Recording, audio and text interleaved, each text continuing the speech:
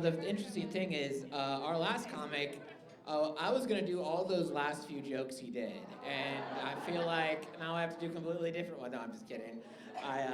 My name's Drew. I'm from Nashville. I'm so glad to be here with y'all tonight. I needed a break from Nashville. I had a very rude comment earlier. Someone bumped. It's okay. Thank you though. I had this guy bump into me. It's like, Psh, whatever, Taco Bell. Right? I was like, excuse me, sir. I'm Italian. It's Papa John's to you. Okay. I am Italian. I'm from the South, like many of us here. I'm also a Christian. Do I have any Christians in the room? Okay. You guys just gave me one of those judgmental, like, no. Like, listen, that kind of judgment, you could be a Christian. You guys would fit in with us. We would take you in our no, I don't mean to make anyone feel comfortable, but the reason I tell you Christian is because I just got dumped by my Christian girlfriend. Thank you, Huntsville. And here's the thing, I think I'm done dating Christian women, and here's why. You didn't need to say thank you for that, but here's why. So the way she broke up with me, she said, and I quote, "It's God's will for us not to be together." I know. Y'all, she literally holy ghosted me, and I liked that joke because the women are all like, we get why she broke up with you. We do. I surprised half of you all when I said my girlfriend broke up with me. I know, I've heard my voice. I have a high voice. I've heard I sound like every black comedian when they're impersonating a white person. And I've never met my biological father, but if I had to guess, I'd say John Lovitz. What do you guys think? I do not like that joke gets applause sometimes. I'll be honest with you, Huntsville, I didn't write that joke. A friend told me to say it on stage, and I was like, I don't think that'll work. And then it got a whole room clapping the first time I said it. So I got a new joke and lost a friend. So it's just, no, I do have a high voice. And here's what's happening in my life, Huntsville. I don't know if anyone can relate to this, but I'll be in conversations with people, and they think I'm gay, and I think I'm not. And then it gets so confusing after that. And I'll give you a common example of how this happened. As a comedian, if you ever get a chance to host at a comedy club, like one of your biggest goals is that, like, you do so well, the headliner comes up to you after the show, is like, hey, come on the road with me, you're fantastic. And you all, a few months ago in Chattanooga, Tennessee, which is where all dreams come true, that almost happened. You did catch the almost, okay. So here's what happened. I have an amazing set, and I need to tell you two things about this headliner. One, just like you did 5 minutes ago, she thought I was gay. You don't have to say you agree with that, but okay, thank you. And then another thing, though, is I gotta be so careful how I say this. She was a very experienced headliner. She was very seasoned. She was the oldest woman I'd ever seen in my entire life. The mother of all comedians. She, like, you know that joke, why did the chicken cross the road? Her joke, honestly.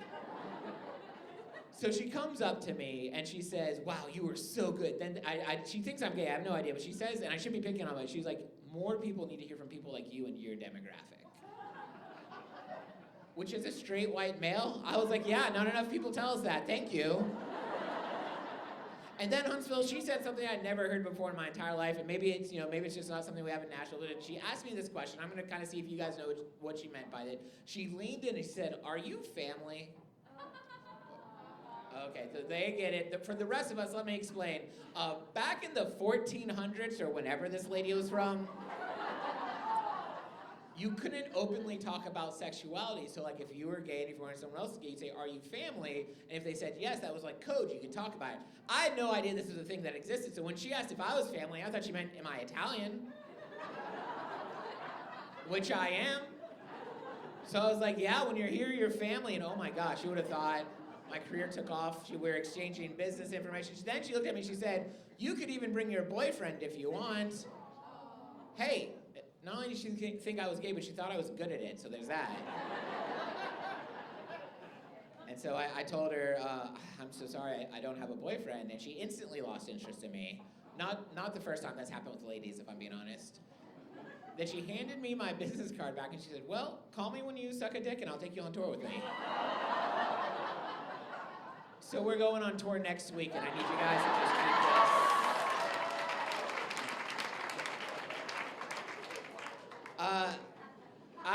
to work on my joke transitions better, but before I was a comedian, I was a youth pastor for 15 years. That was not the best joke to follow that line with, right? That was not... Yes, and well-deserved, and I get that. I've learned since I've been doing these jokes is people don't like it when you say you used to be a youth pastor. That's not a used to job you want to hear about, right? So I'll go ahead and answer the two questions you were all wondering. Yes, I still believe in God, and no, I didn't do that. Thank you. Was that applause for like a good joke or that I'm not a creepy person? I don't... both are good. I appreciate that. If you think I'm cool now, no one needs to laugh at that line.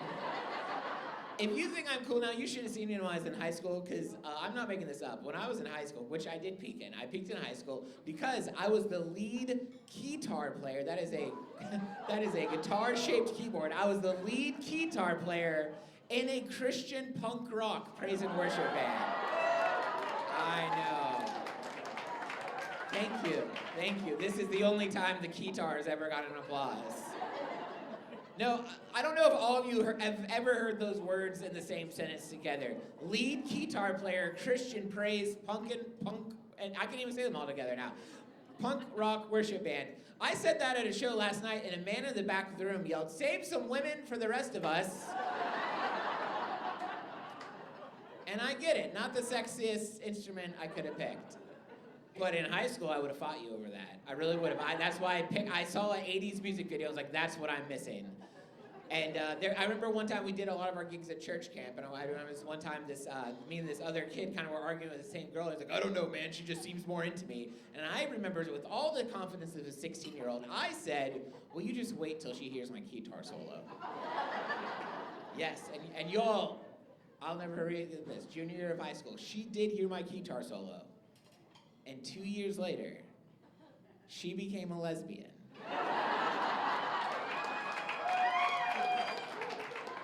Thank you, lesbians in the front. She's actually at this table.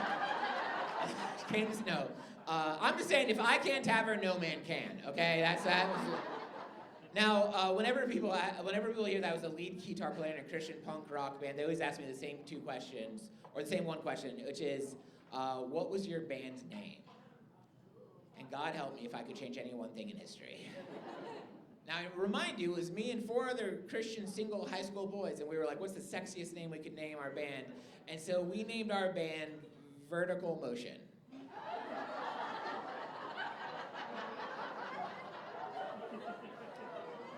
Yeah, that one. What was the thing he said at the last, bless your heart? That's that moment. Listen, we were just like, yeah, we're 4 Christian boys. We're all going to heaven, Vertical Motion. You might as well have called us the Virgin Marys, is all I'm saying. But here's I'm going to tell you a boring fact, but I'm going to tell you an interesting fact after that. The boring fact is I grew up in Brentwood, Tennessee, and I graduated from Brentwood High School, class of 2006. Okay, nobody cares, but here's the interesting fact. Also graduating from Brentwood High School, class of 2006, Kesha. Right? Oh, cool. That's recent too, right? Yeah. Okay. We should just stop doing comedy and talk about Bonnaroo instead. I kind of want to do that, but I know that that's not the correct. Anyway. So yeah, Kesha came from the same high school as me, and I always wondered, do you think I ever come up in conversation? Do you think anyone's like, obviously Kesha graduated here in 2006, but you know who else graduated here? The lead guitar player for Vertical Motion. She didn't. She's jealous. That's why she didn't mention me. Okay.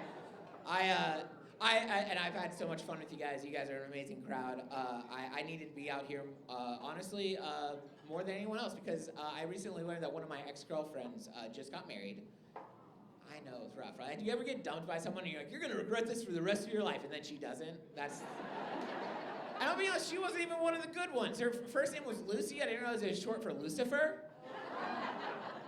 And I have a lot of jokes about her on all my Instagram and TikTok and all that at Drew Davis Comedy, in case you're wondering. But one time she called me up because she heard a bit about her. And it's like, hey, I heard that bit you did about me. And I was like, oh my gosh. I was like, did it offend you? Do I need to change a joke?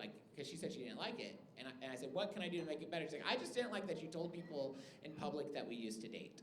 I know. And here's the thing, I'll never forget how she broke up with me, because she said, and I quote, "It's God's will for us not to be together." Hold on, you all think I had a stroke and I'm telling you my first joke. Different woman. Can you believe that? Two women. Yeah, a lot of people in church are like, "Drew, we're praying for you and your significant other." I'm like, stop praying, it's not working. Can you believe that God called her to give up all of this? I can't. Anyway, listen, you all have been